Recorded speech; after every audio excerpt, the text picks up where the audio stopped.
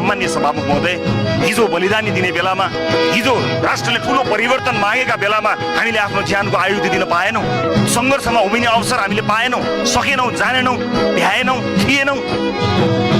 व्यवस्था ल्याउनमा योगदान दिन त्यति योगदान दिन सकेनौँ, हामी लड्न सकेनौँ, हामी मर्न सकेनौँ। तर म यो सदनमा बसेर प्रतिबद्धता व्यक्त गर्न चाहन्छु सभामुख महोदय, यो व्यवस्था ल्याउनका लागि हामीले आफ्नो ज्यान दिन नसके तापनि यो व्यवस्था जोगाउनको निमित्त ज्यान दिन तयार छौँ।